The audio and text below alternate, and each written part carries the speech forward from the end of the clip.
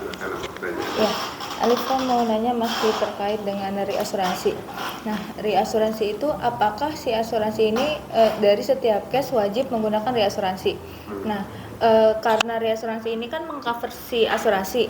Nah, bener nggak? Maksudnya betulkah berarti si reasi ini adalah perusahaan-perusahaan besar atau memang ya sama gitu seperti asuransi, karena kan pertanggungan asuransi otomatis gede, banyak, besar dan banyak gitu. Reasuransi ini perusahaan besarkah gitu, dan asuransi itu wajib tidak menggunakan setiap case menggunakan reasuransi ini. Terus menyangkut tadi pembicaraan Pak Fadli tentang fakultatif, Alifa masih bingung dengan apa itu fakultatif gitu, pengertian dari fakultatif yang sebenarnya itu apa gitu. Dan satu lagi masih juga menyangkut sama Pak Fadli mengenai treaty. Tadi kan ngebahas juga asuransi konven dan asuransi syariah gitu. Ada nggak perbedaan yang sangat signifikan dari perusahaan konven dan syariah itu sendiri gitu? Itu pertanyaan aku. Sekian. Pertama, apakah wajib perusahaan asuransi itu punya reasuransi? Wajib. Jadi di PJK itu OJK sudah mensyaratkan bahwa setiap perusahaan asuransi wajib punya program reasuransi. Nah, program asuransi itu pun dilaporkan ke OJK. Siapa saja reasuransinya, ini berapa. Oke. Ya, wajib. Nah, apakah perusahaan reasuransi itu perusahaan besar? Iya, mereka besar. Bahkan perbedaan kita kan broker asuransi, ada broker reasuransi. Kalau broker reasuransi itu modal minimalnya 5 miliar. Broker. Kalau kita 3 miliar. Ya, kenapa? Karena mereka menghadapi risiko. Dan juga persyaratan permodalan perusahaan reasuransi juga lebih besar dari perusahaan asuransi biasa. Saya lupa angkanya, tapi lebih besar. Apakah perusahaan reasuransi besar? Iya, mereka besar. Perusahaan besar, dan mereka, karena kan mereka menampung resiko-resiko dari perusahaan reasuransi. Jadi mungkin gambarnya seperti ini. Masih ingat kita belajar mengenai Lloyd's of London yang sampai saat ini masih menjadi pusat asuransi dunia.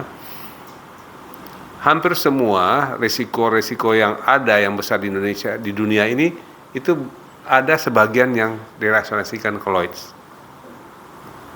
Bahkan waktu saya ke sana itu minggu sebelum saya datang, karena setiap kecelakaan besar di Lloyd's itu dicatat dalam bukunya, buku harian. Jadi kalau ada laporan, misalnya kita kemarin apa. Nah, pada saat saya datang di situ, saya ke London itu tahun 2018 ke Lloyd's. Di buku itu ada catatan 2 hari sebelumnya. Terjadi kecelakaan kapal, nama kapalnya ini di perairan Indonesia, nilainya sekian. Gitu. Sampai di sana, dan berarti ada bagian yang di sana.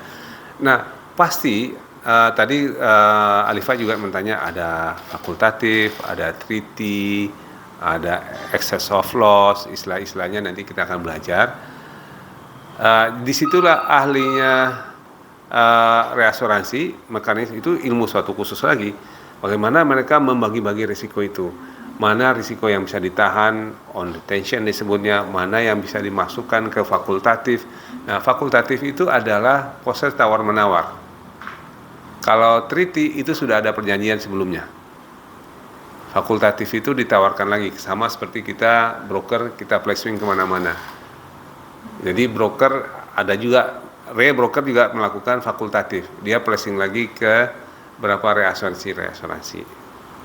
Itu. Fakultatif yang dilakukan sama si asuransi ini, dia ke berbagai asuransi kah? Atau kemana? Maksudnya perhitungannya gimana? Oke. Bisa jadi ke perusahaan-perusahaan asuransi, tapi dalam bentuk reasuransi. Di istilah mereka itu inward, outwards. Jadi sesama mereka itu ada juga boleh saling menawarkan reasuransi. Tapi ada perusahaan reasuransi khusus, yaitu di Indonesia ada 7 itu. Ada Marine, ada Tugure, ada Indore, Reindo, ada 7. Garuda Re, ya, itu broker. Ya. Jadi ada perusahaan yang khusus hanya melakukan transaksi bisnis reasuransi. Itu 7 di Indonesia tadi kita bahas. Tapi juga terjadi transaksi reasuransi sesama perusahaan asuransi. Namanya itu non fakultatif. Gitu. Nah, bagi yang masih kalau nilainya terlalu besar itu belum juga full di Indonesia, maka sisanya ditempatkan ke luar negeri. Nah, sekarang pemerintah mengatur bahwa semaksimal mungkin reasuransi itu dilakukan di Indonesia. Kalau kapasitas di Indonesia sudah tidak memadai, maka baru direasuransikan keluar. Porsinya berapa yang keluar itu? Dulu besar banget, mungkin 60% dulu itu preminya keluar. Makanya, nah bayangkan kalau premi sebanyak, kalau asuransi umum saja, saya kira sekarang mungkin sekitar 80 triliun premi 1 tahun. Itu kalau 50% yang keluar itu berarti namanya uang kita keluar negeri. Ya, uang keluar negeri berarti namanya capital outflow, capital flight, uang keluar negeri. Kan lebih baik uang itu ditahan di Indonesia. Tapi risikonya apa? Kalau terjadi klaim, kalau reasuransi banyak di luar negeri, kita terimanya banyak pembayaran klaim dari luar negeri. Tapi kalau di dalam negeri, berarti uang kita sendiri yang kita gunakan untuk membayar klaim. Itu bedanya. Oke, tadi yang syariah sama tidak syariah. Apa pertanyaan lupa? Kritinya syariah sama konven ada perbedaan banget nggak yang benar-benar signifikan gitu? Ya ada. Secara teorinya ada memang. Ya pertama, kalau treaty-nya syariah pasti memenuhi kaidah-kaidahnya syariah, yaitu maghrib tadi, maisir, giror, riba. Itu riba, saya lupa tadi ya, riba, tidak ada unsur riba. Dan ingat, di asuransi itu unsur riba itu tinggi. Kenapa? Terutama di asuransi jiwa, asuransi umumnya. Jadi kan asuransi ini mengumpulkan dana masyarakat, ya, dana masyarakat, misalnya kayak Jiwasraya, kasus Jiwasraya itu berapa puluh triliun dana itu kan orang kumpulin. Nah, untuk meningkatkan hasil dana itu kan diinvestasikan. Investasikan itu bahasa investasi sebenarnya bisa dalam bentuk saham, tapi juga bentuk bunga. Ditaruh, dipilih bunga mana yang paling tinggi. Nah, secara syariah bunga itu, riba itu haram. Itu. Nah, jadi kalau reasuransinya melakukan itu berarti tidak syariah.